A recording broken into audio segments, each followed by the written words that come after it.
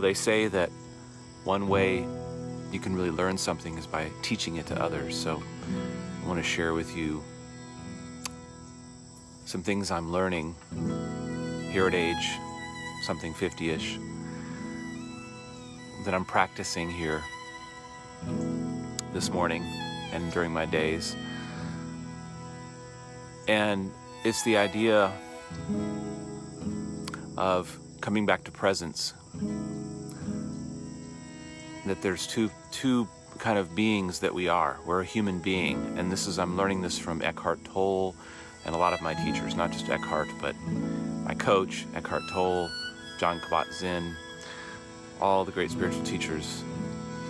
Human being, human represents the physical form part of the creature that has to do things, that has to go outside and make things happen. The being part is the part that has nothing to do with doing anything, but just being present. It's presence. And I know that some of you may have been or are in situations like this where maybe you have a decision and you're not clear on which path to take, and you have a lot of conflicting thoughts going around in your head and just confusing you more and more. Have you ever been in that situation where you don't know what to do? There are situations where you do know what to do. And think about that. Let me give you an example. The idea is that when we make a decision, we want to make it from that place of wisdom, from that place of presence, that says that no matter the outcome, everything will be okay. Everything will work out in the end, because everything is a lesson and there is no such thing as failure. So we want to make a decision from that place, and that place isn't a thinking place, it's a knowing place. That's the being part of being a human. This is what Eckhart Tolle teaches. So our culture in America and the West is so thinking dominant. In other words, we have to analyze like a lawyer both sides and weigh them and use our mind to figure that out. But there's a lot of times when you know in your body, from presence, your body will tell you just by feeling, like we say. And musicians, when we play together, we say things like the pocket, the feel. It's a feeling. It feels great when we're talking about a tempo of a tune. It's not a thinking process, it's a feeling process that we feel it in our bodies. We feel the tempo of a song. Feels either great or not so great, and we need to make an adjustment from time to time. So it's not a thinking process, but it's a feeling process. This is an example of what musicians do. We're very familiar with that. And in music, if I'm walking through H-E-B shopping and they're playing some crap on the radio or on the speaker system, my body tells me that I don't resonate with that music.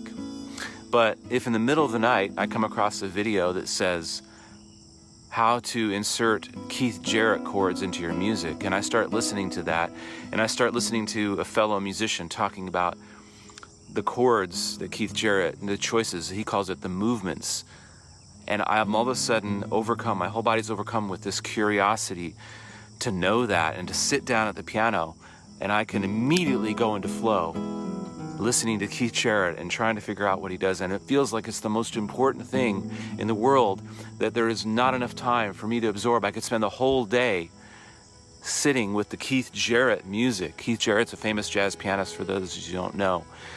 There's a knowing in my body. It isn't a thinking process. There's a knowing that wants me to explore that inexhaustible exploration with that music. There's a knowing in my body. It's not a thinking process. It's an all-consuming knowing. There was no thinking involved. If I sit right now, I can feel Keith Jarrett's playing. I can feel his presence. And I know that that's a yes for me. So another way of putting it simply is, how do we know a yes versus a no? Sometimes it's as simple as that, what I described right there. I know that the music of Keith Jarrett and whatever he is channeling is a yes for me, all the way to my bone. But some things in life aren't like that, because why?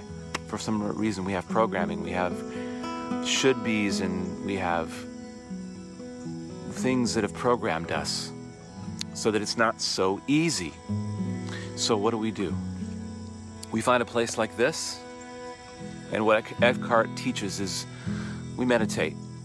We go into presence where we notice, am I those thoughts that are clouds floating by? Am I the clouds, or am I the sky containing the clouds? Well, we are the sky containing the clouds. And when I bring myself back where I can observe, I am the observer. I am not the thoughts. I am not the conflicting ideas. I am not this person that's talking to you right now. Those are more ideas. But I am the observer. I am behind that. And when we sit with that, we know that all that matters is this present moment right now. That everything is okay in this present moment. Then we start noticing those thoughts go by, and maybe a certain thought has an energy to it that sticks around, that has an energy in our body, just the same way I was talking about the Keith Jarrett piano playing. There's an excitement, there's a yes, there's a hell yes feeling in our body. So maybe a thought form appears that really feels like a yes, feels right, feels natural in our body, and it doesn't go away. Maybe that's what we call a truth. And we come back in a meditation or in quiet or in solitude. We watch our thoughts, we observe our thoughts, and if that thought keeps coming back, or if that course of action keeps coming back, and it has a feeling of resolution, a feeling of joy, a feeling of release to it, then I think we're onto something. Just in the way that I know most of the pop music out there is a big no for me. My body says no. I can tell you why. Because there's very little humanity in most of pop music that I hear on HEB when I walk through HEB. Because it's computer generated, because it's quantized, because it's formulaic. And it doesn't resonate in my body. But when I hear Keith Jarrett, it's an immediate yes. My body relaxes. There's that curiosity. I know I'm repeating myself, but I want to share with you my process.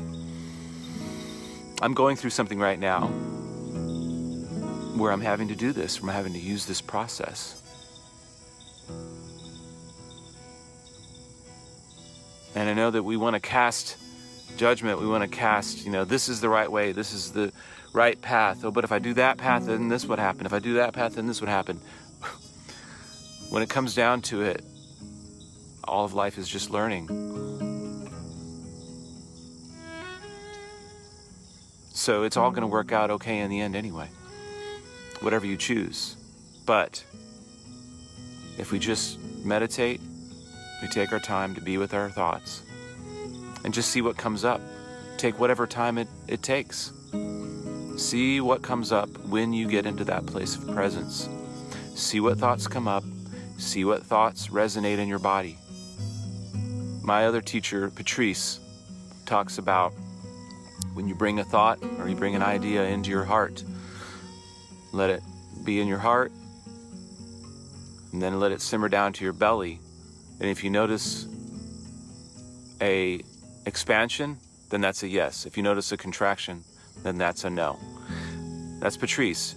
Another method is using The Work by Byron Katie. Look that up. It's a very simple 4-question process, and it involves doing what I say, coming into presence, and you ask the question, is it true? And you don't just immediately answer it unless you feel it in your body. You go into meditation, you ask the question, is it true about the thought? And then if you say yes, then the next question is, can you absolutely know it's true? That's question number 2. And you answer that from a place of presence, from a place of observation in meditation. I hope you're having a great day. While you're here, are there any questions? That's all I have to share in this gorgeous spot here by a creek. I think it's called Bower Ranch Park, that I'm going to go explore. I'm sending you love. Francisca, it's so good to see you. Wish I could learn to speak your language. Denise, good morning. LaDonna, good morning.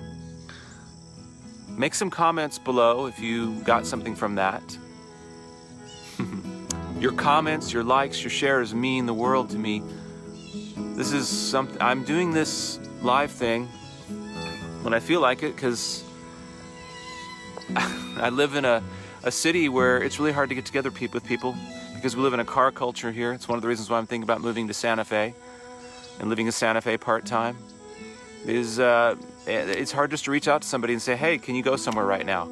Because everybody's super busy and everybody's driving cars. So this gives me a way to immediately share what I'm going through and learning, and maybe it'll be helpful for you. I've done these Coffee with Will broadcasts for I think 4 years now, and that was my original intention, is by sharing, by teaching, by sharing or teaching, I learn it more.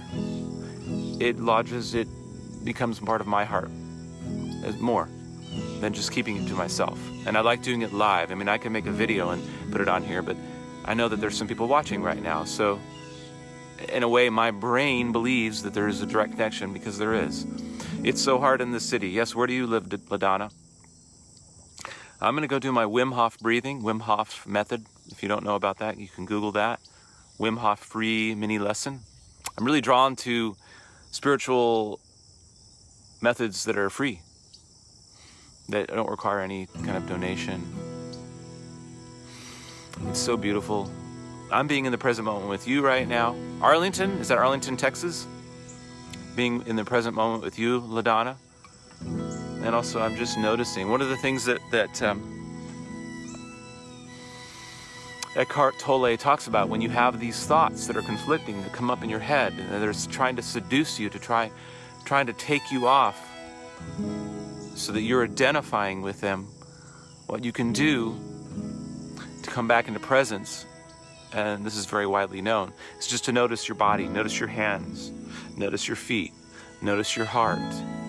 Close your eyes, notice your sensations, notice what's coming in through your skin, notice your breath coming in and out. And that brings you back into the present moment. Right now I'm noticing this gorgeous tree. I'm in love with this tree. And the sun hitting it, the morning sun, and the birds waking up.